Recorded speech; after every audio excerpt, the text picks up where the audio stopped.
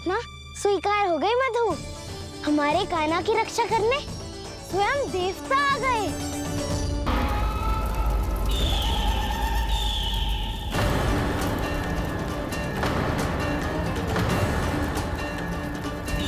मेरे उदर की जठराग्नि भी तुम्हारी ज्वाला से अधिक तीव्र है अग्निदेव।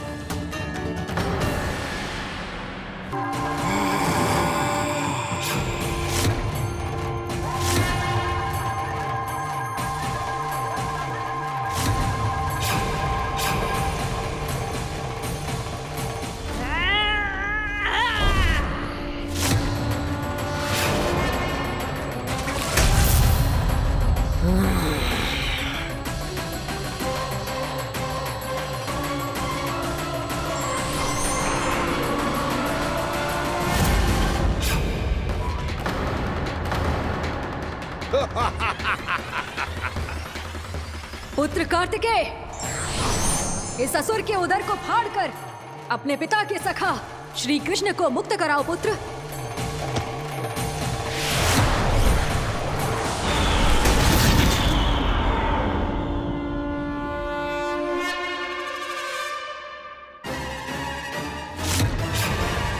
मैंने कहा था तुम में से कोई भी मेरा बाल भी बांका नहीं कर पाएगा।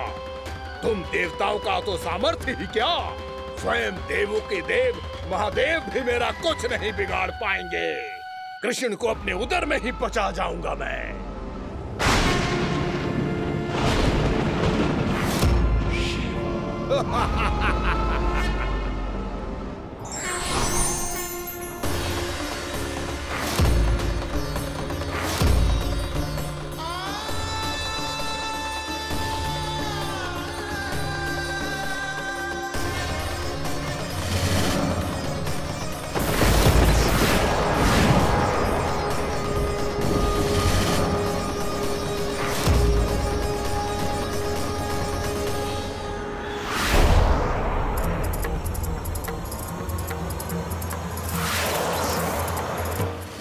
शिव शंकर का त्रिशूल है। एक ही बार में इस असुर का प्राण ले लेगा ये। हाँ, महादेव का त्रिशूल।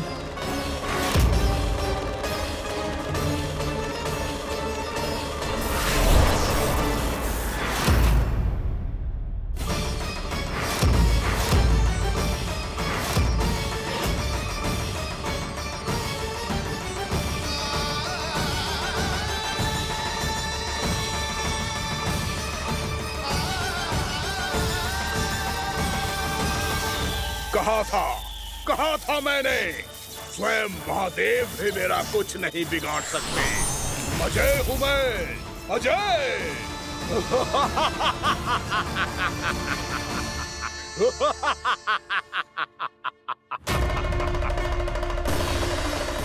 प्रभु, आपके त्रिशूल की महिमा तो अपरंपार है, तो फिर ये ठहर क्यों गया? आपने अपने त्रिशूल को वापस क्यों ले लिया महादेव? इस दुष्ट का संहार क्यों नहीं किया?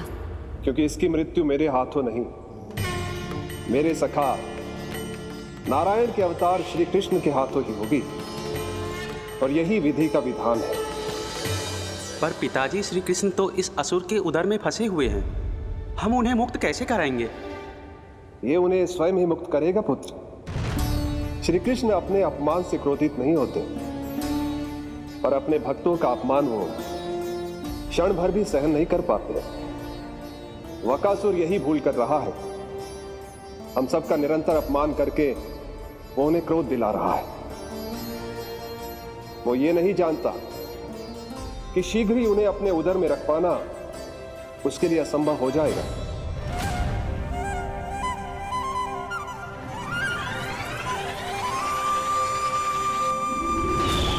क्या हुआ महादेव, पराजित होकर भी मुस्कुरा रहे हैं? पर अब तो महादेव कहलाने के भी योग्य नहीं रहे आप। असफल देवताओं की इस अयोग्य सेना को लेकर चले जाइए यहाँ से। ना ये मेरा सामना कर सकते हैं और ना ही आप। मेरी शक्ति के सामने आप अक्षम हैं महादेव।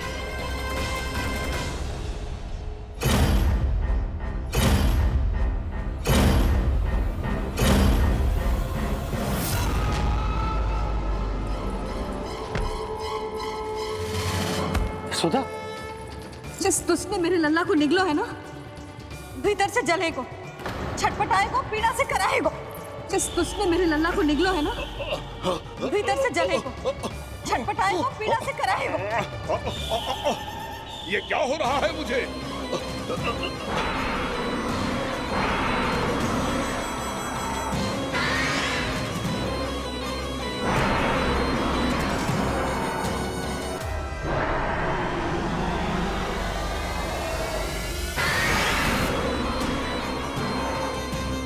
मुझे ऐसा क्यों लग रहा है जैसे भीतर से जल रहा हूं मैं? ये क्या हो रहा है मुझे?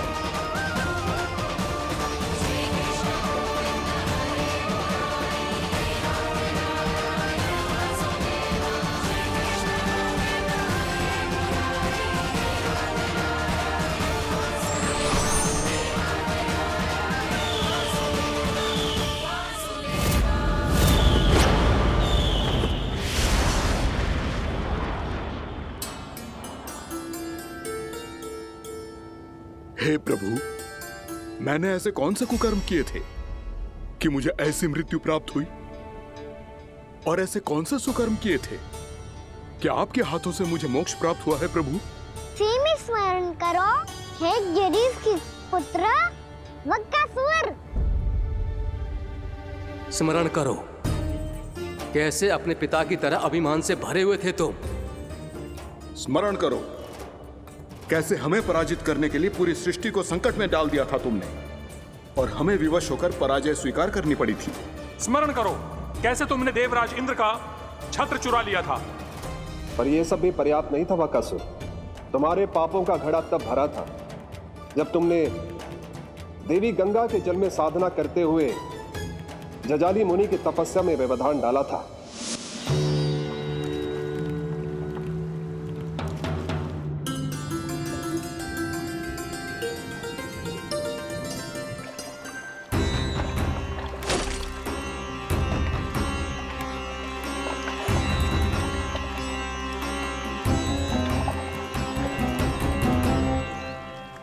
रुक क्यों गए चालक? नौका को आगे की ओर ले चलो। आगे बढ़ना उचित नहीं होगा महाराज। यहाँ से कुछ ही दूरी पर जालजली मुनि तपस्या कर रहे हैं। तो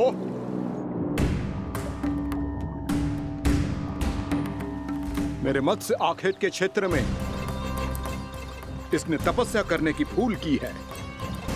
मेरे ही राज्य में मेरा कोई क्षेत्र मेरे लिए वर्जित हो, यह मुझे स्वीकार नहीं है। आपने पर्याप्त मत्स्य आखेट कर लिया है महाराज।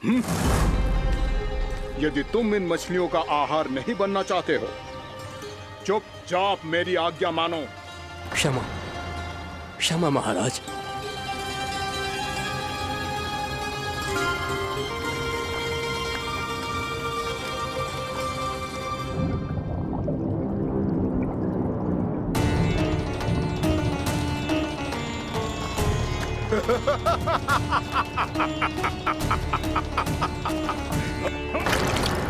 मुनिवर, रक्षा कीजिए, रक्षा कीजिए मुनिवर, हमारे प्राण बचाइए मुनिवर, मुनिवर हमारे प्राण बचाइए।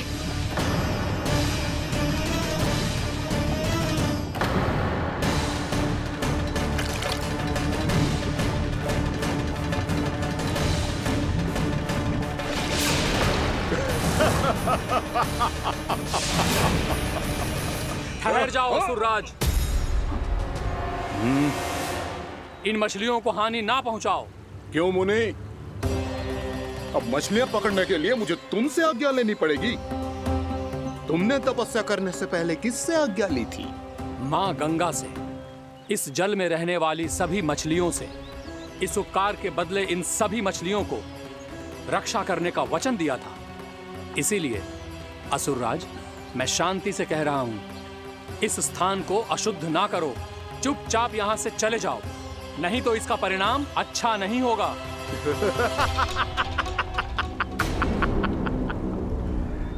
तुम जिन देवताओं की तपस्या कर रहे हो ना मुनि, उन्होंने भी मेरा कुछ नहीं बिगाड़ पाया था, और तुम मुझे धमकी देने का दुस्साहस कर रहे हो।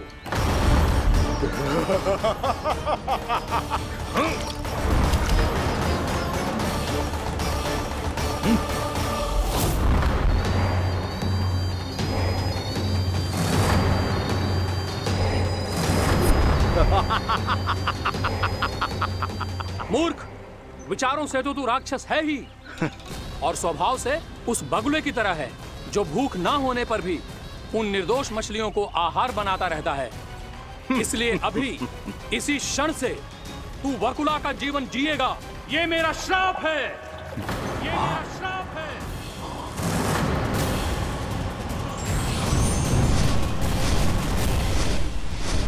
श्राप पाने के बाद तुम्हें आभास हुआ कि तुमने कितना बड़ा अपराध किया था, और तब तुम जजाली मुनि से क्षमा याचना करने लगे।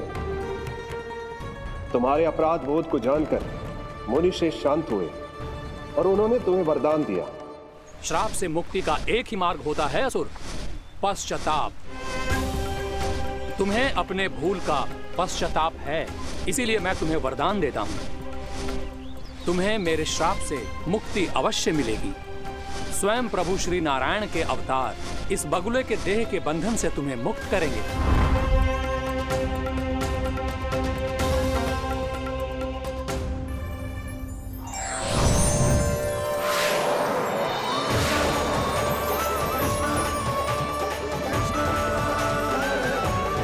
प्रणाम स्वीकार करें प्रभु।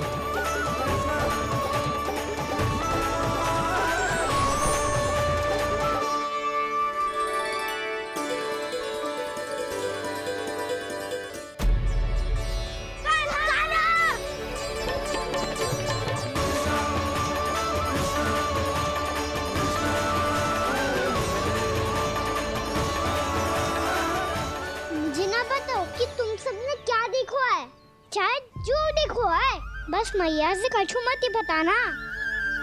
ताना!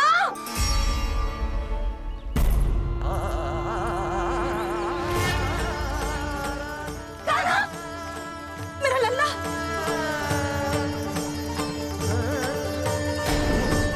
भानु बता रहा था तुझे कोई असुर पंछी निकल गया था। हाँ?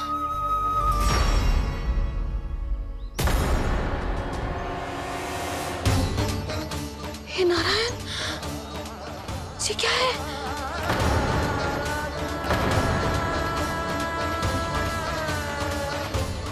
ये सब कैसे हुआ लल्ला? हाँ? कोई बताएगा मुझे ये क्या है?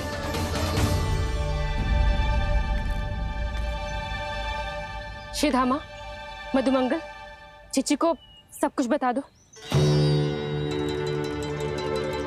ये असुर पक्षी मुझे निगलने वाला था रानी भाभी, तभी अंतिम क्षण में कान्हा ने आके मुझे बचा लियो।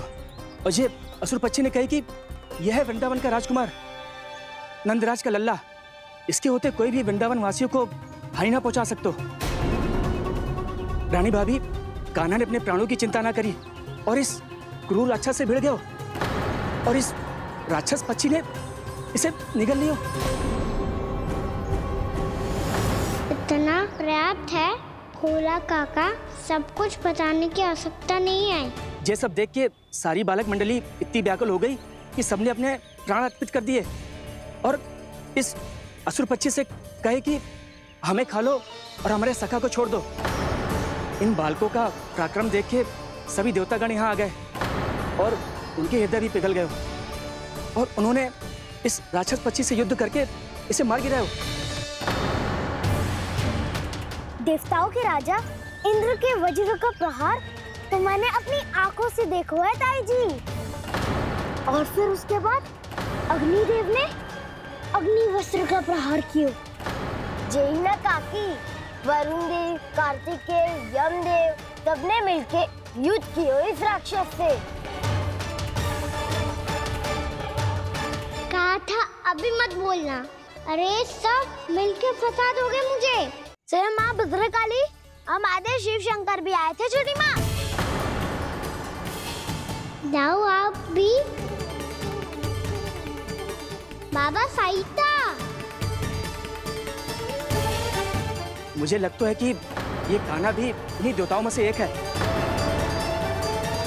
संभव तो है जीजी। स्मरण है, पूतना और तृणावर्त के आक्रमण के समय भी ऐसा ही हुआ था। सभी राक्षस मारे गए थे पर अपने कान्हा को एक खरोच तक न आई थी।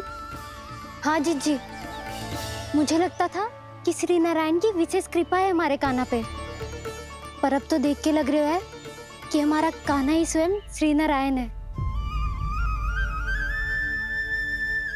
या फिर उनका अवतार है ये। अरे बस करो तुम सब, ऐसा कछु ना है। अरे जितनी बात सुनी है उससे तो यही लग रहा है कि कान्हा देवताओं और असुरों की युद्ध के बीच में फंस गया था। उसका इस सब से कोई लेना देना ना है। तो फिर इसके तन पे एक भी खरोच क्यों ना आया नंदराज? हाँ,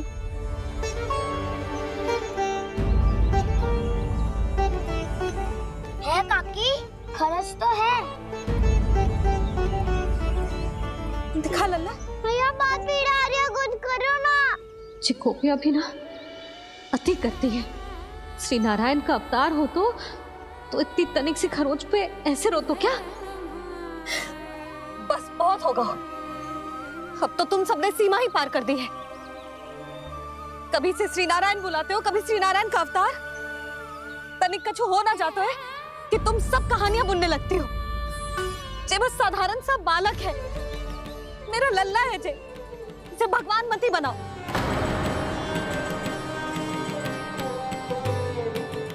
और तू, क्या आवश्यकता थी तुझे यहाँ आने की? हाँ? वो भी मुझे बिना बताए मेरे से छल करके आयो है तू। अब तू घर चल, ऐसा दंड दूंगी ना कि मैया बहुत पीड़ा हो रही है। मैया बहुत पीड़ा हो रही है मैया। हाँ नन्ना, तू घर चल, मैं तुझे औषधि लगा दूंगी। हल्दी का लेप लगाऊंगी ना, झट से ठीक हो जाएगा। चल चल।